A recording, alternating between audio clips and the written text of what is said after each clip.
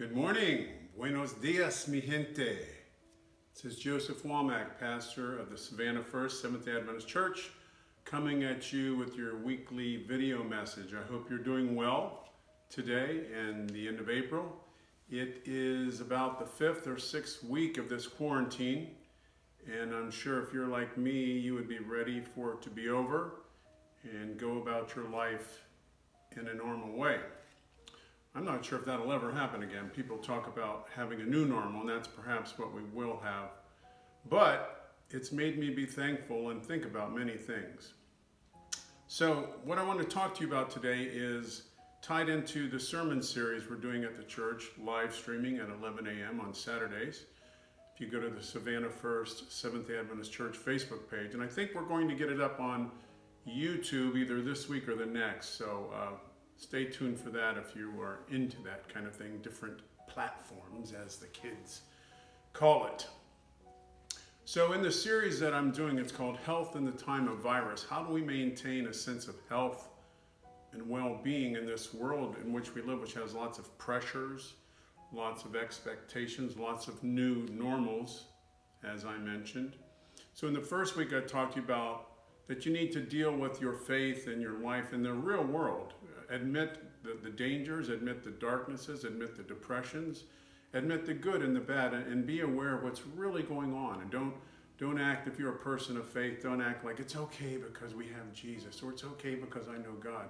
It can still be okay, and you can still have fear, and you can still be concerned about the world in which we live. That's okay.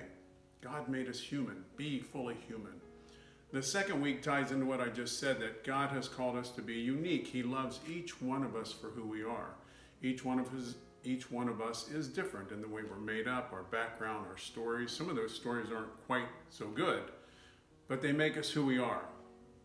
And so we don't need to be a prisoner of our past, but we are a product of our past, and we can go forward. And that's why, as they say, the rear view mirror is much smaller than the windshield in your car, because you're not going backwards. You might look backwards, but you're going forward.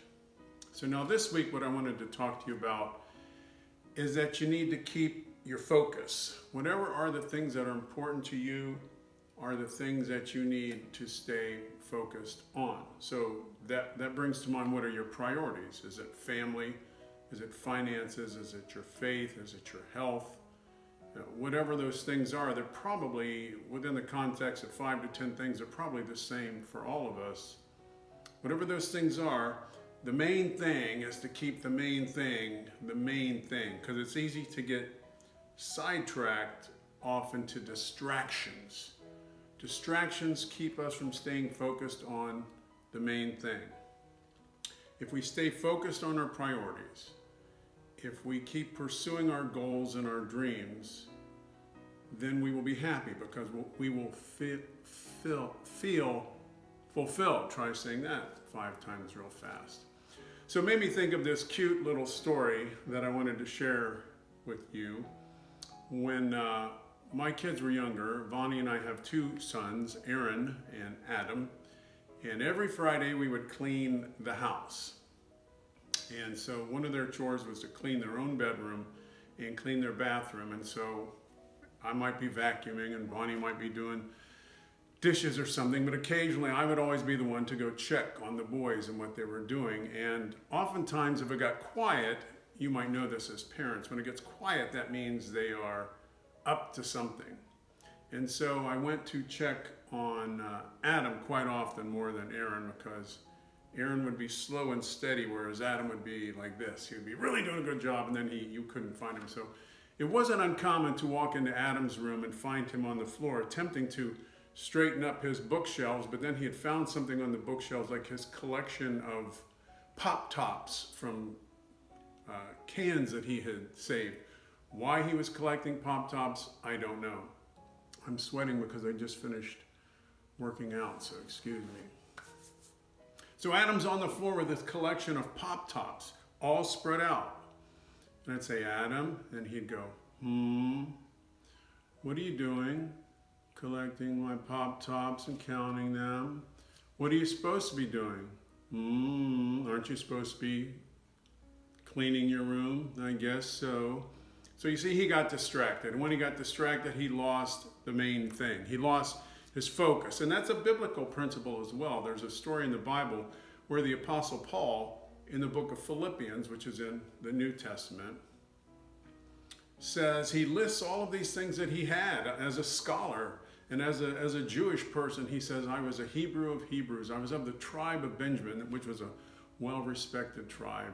He goes, I was a Pharisee. So he's saying all of these things. He's like lining up his good points. And he says, but I gave all those up. In fact, those things are like dung. Those things are like crap. Those things are like nothing in my life compared to the glory of knowing Christ. So he saw all that he had, and he realized that in his pursuit of religion, in his pursuit of doing well, in his pursuit of serving God, he got off the track. And he lost God in his pursuit of God. He let the work of God get in the way of the God of the work.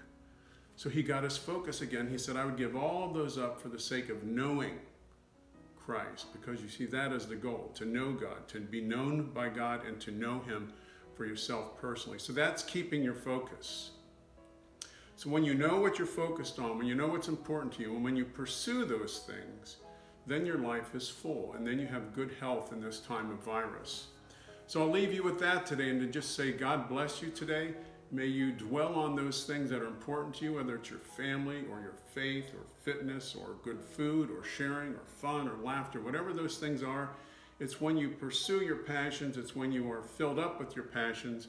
It's when you are connected to those things that bring you joy. That's when you're going to find meaning to your life.